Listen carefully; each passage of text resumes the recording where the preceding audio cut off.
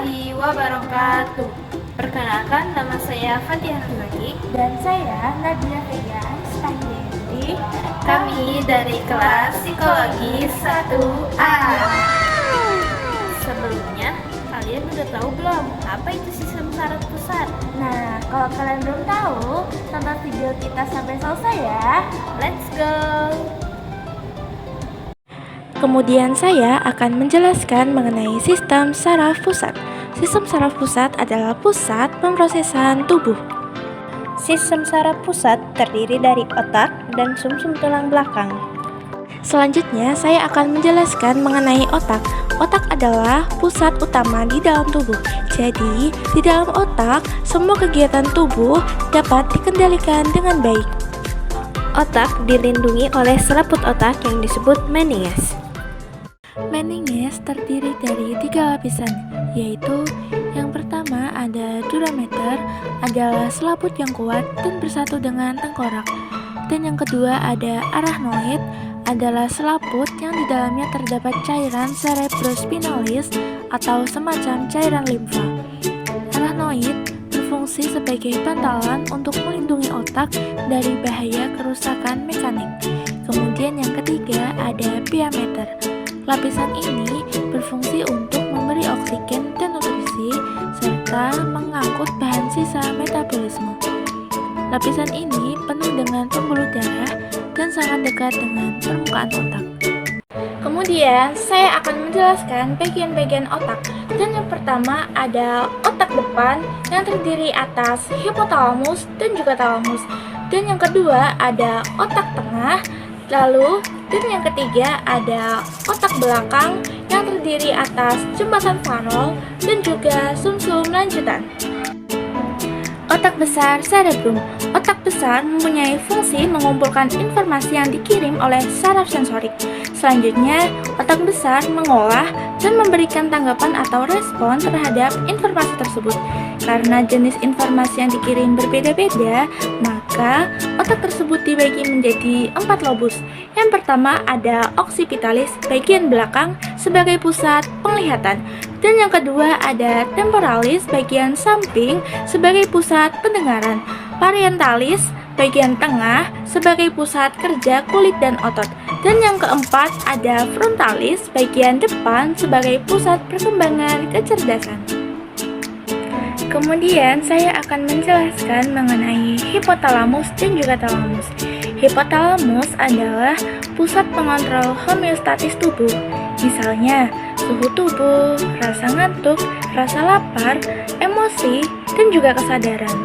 Selain itu, fungsinya juga untuk mengontrol kerja kelenjar pituitari, sehingga sistem saraf dan hormon dapat bekerja sama. Kemudian ada talamus.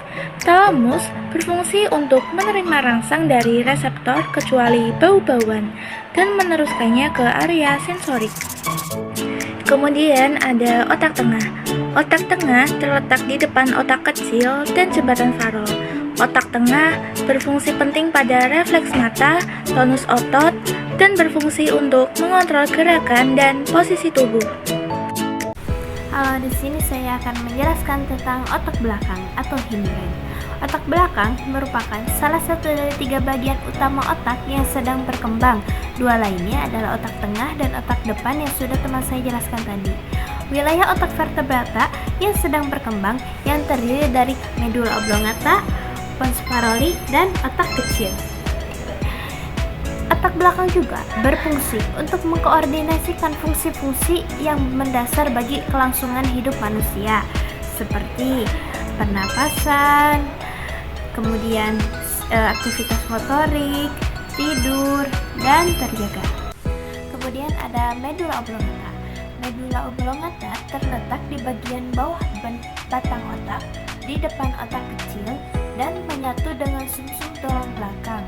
Bentuknya tonjolan bundar berbentuk kerucut, seperti gambar di samping ini.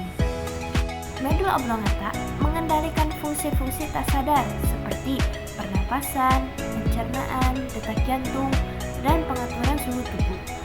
Medula oblongata juga mengatur berbagai tindakan refleks seperti menelan dan medula oblongata juga mengandung pusat-pusat sel yang terdiri dari sel-sel dan saraf. Dan apabila medula oblongata mengalami kerusakan, maka akan menyebabkan gangguan pernapasan, kesulitan menelan, dan kehilangan keseimbangan. Kemudian ada pons atau pons paroli. Pons merupakan struktur berbentuk tapal kuda yang terletak di bawah otak tengah dan di atas medula oblongata.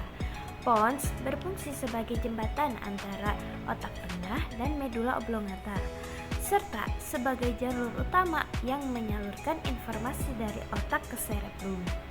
Kemudian, pons memiliki beberapa fungsi, diantaranya yaitu mengatur siklus tidur, mengatur tingkat kewaspadaan, kemudian mengatur sinyal saat sakit, mengendalikan gerak wajah, mengirimkan informasi sensoris, dan merangsang pernapasan. Kemudian kerusakan pada pons dapat menyebabkan berkurangnya kontrol terhadap fungsi autonomi dan pergerakan tubuh.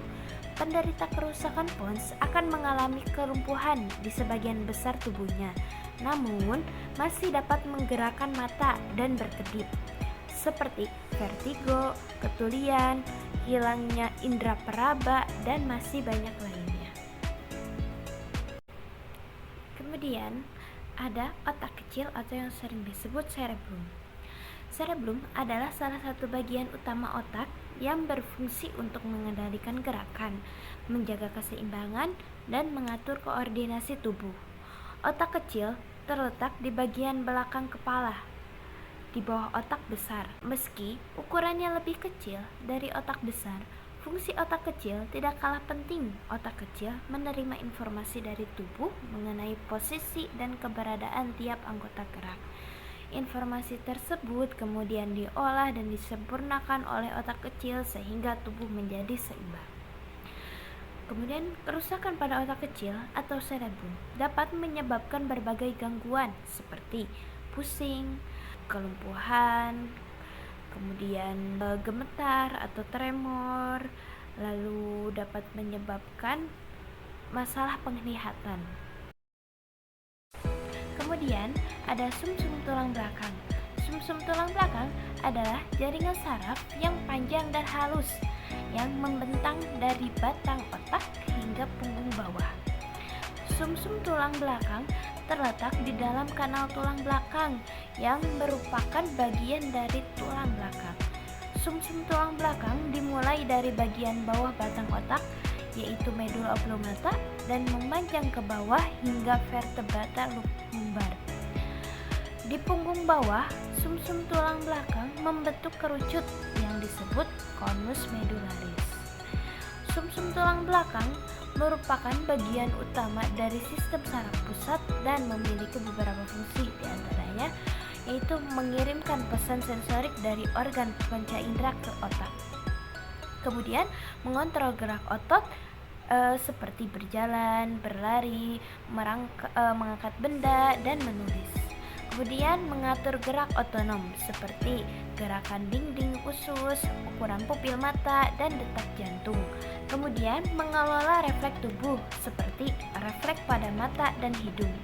Sumsum tulang belakang memiliki 3 bagian, yaitu serviks leher yang mengirimkan saraf ke wajah dan leher.